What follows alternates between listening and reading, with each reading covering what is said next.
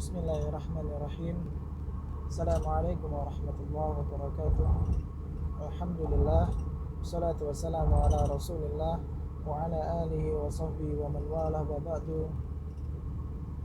Ikhwani fillah, rahimani wa rahimakumullah. Lama sudah saya tidak buat video. Video kali ini kita bicara tentang seputar madu. Tentang madu, yakni cairan manis atau sebuah cairan yang dikeluarkan dari pelut lebah, yang kemudian disimpan di sarang-sarang lebah yang Allah ilhamkan pada lebah. Sarangnya itu terletak di kotak-kotak yang dibuat oleh manusia, di tebing, di dalam gua, di dalam tanah, ataupun di dahan-dahan pohon. Nah, sekarang kita berbicara tentang definisi madu dulu. Apa sih madu itu? Ataukah sekedar cairan yang rasanya manis, atau selain itu? Kita kembalikan kepada Al-Quran. Makna dari Al-Quran bahwa madu itu terbagi menjadi 3 step.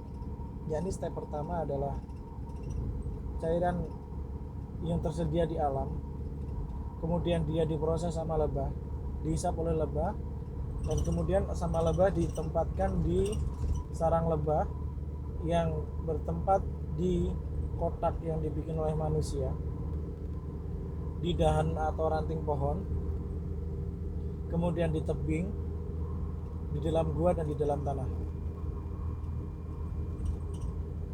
Sedangkan definisi madu menurut FAO atau Food Agricultural Organization, yakni organisasi dunia yang mengurusi tentang bahan panganan dan pertanian.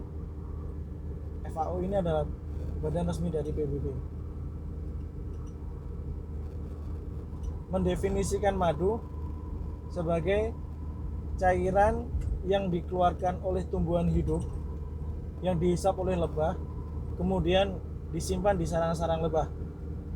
Di sini yang harus kita garis bawahi adalah cairan yang berasal dari tumbuhan hidup. Ini yang harus kita garis bawahi. Karena dewasa ini, pada hari-hari ini, ada beberapa orang, baik itu penjual ataupun pengepul, ataupun bahkan peternak lebah sendiri, menganggap bahwa madu itu sekedar yang dikeluarkan oleh lebah yang tersimpan di sarang lebah. Ini salah besar. Ini memutus sebuah rantai yang penting, yakni tentang sumber, di mana menurut FAO tanaman hidup adalah sumber cairan. Sedangkan menurut orang-orang yang saya sebutkan di atas, baik pengepul, pemain bakul madu, ataupun bahkan peternak lebah sekalipun, yang dia berorientasi kepada hasil dan dia berorientasi pada syahwatnya, dan dia hanya mementingkan keuntungan bisnisnya, dia mengatakan bahwa madu itu asal keluar dari perut lebah. Gak peduli itu sumbernya adalah hasil pakan sintetis ataupun sumbernya adalah gula. Ini yang membedakan antara madu asli sama tidak. Inilah yang membedakan antara seseorang yang punya integritas atau tidak. Dimana Anda sebagai seorang yang menyukai madu, Anda seorang konsumen madu, Anda harus paham betul di sini bahwa definisi madu yang benar menurut FAO, menurut badan PBB, salah satu badan PBB ini adalah cairan yang bersumber dari tumbuhan hidup, dari tanaman hidup, dihisap oleh lebah, kemudian disimpan di sarangnya. Dan simpanan makanan lebah ini yang dipanen oleh manusia, yang dimanfaatkan oleh manusia, yang Allah Ta'ala jamin ada syifa di sana. Lantas Fenomena kedua yang terjadi di dunia permaduan adalah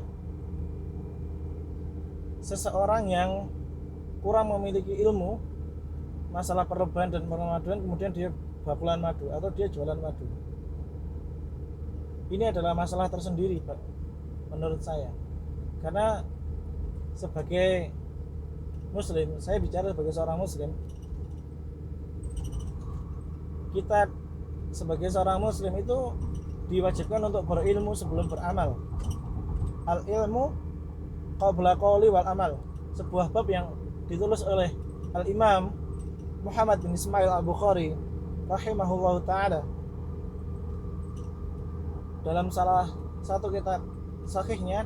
Di dalam bab itu disebutkan al ilmu qabla qawli wal amal. Jadi kita diwajibkan untuk berilmu sebelum berucap dan beramal. Dan Anda yang terjun sebagai bakul madu, sebagai penjual madu, kalau Anda sendiri tidak tahu definisi madu secara baik dan benar, lalu kemudian Anda menjual madu dan asal mengambil sumber jualan Anda, maka potensi yang terjadi adalah Anda akan tertipu dan Anda akan menipu. Ini penting. Ini yang harus Anda pahami sebagai seorang yang sedang atau akan atau sudah berjualan madu.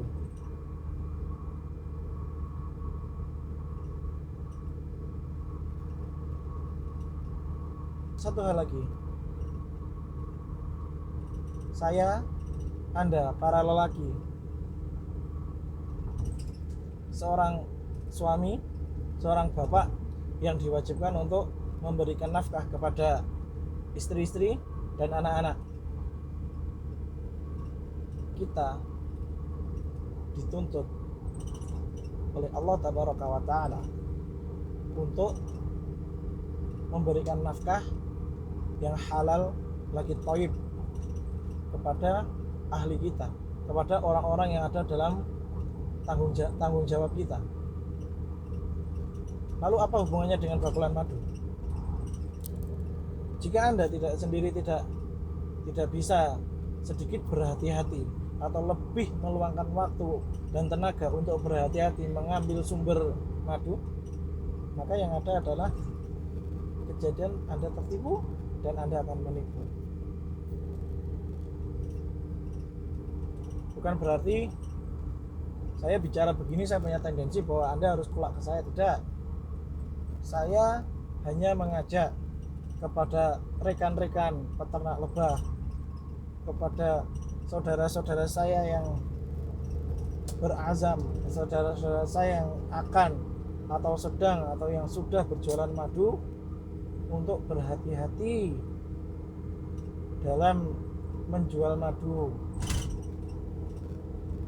Karena tidak ada satupun orang di dunia ini yang mau membeli madu palsu atau mau mengkonsumsi madu oplosan, atau bahkan mau dengan terbuka mengatakan bahwa saya jual madu palsu, saya jual madu oplosan, madu yang saya jual ini tidak asli. Tidak ada. Setiap orang itu menginginkan madu yang dia jual, madu yang dia konsumsi itu adalah madu yang asli dan murni, tidak tercampur dengan bahan apapun. Karena yang mereka inginkan adalah manfaat, karena yang mereka inginkan adalah kegunaan dari madu yang telah disebutkan oleh Allah Ta'ala dalam Al-Quran. Jadi jangan mengkhianati dirimu sendiri, jangan mengkhianati orang lain, dan yang pasti jangan menantang untuk bisa selamat dari neraka hanya karena setetes madu. Barakallahu fikum. Assalamualaikum warahmatullahi wabarakatuh.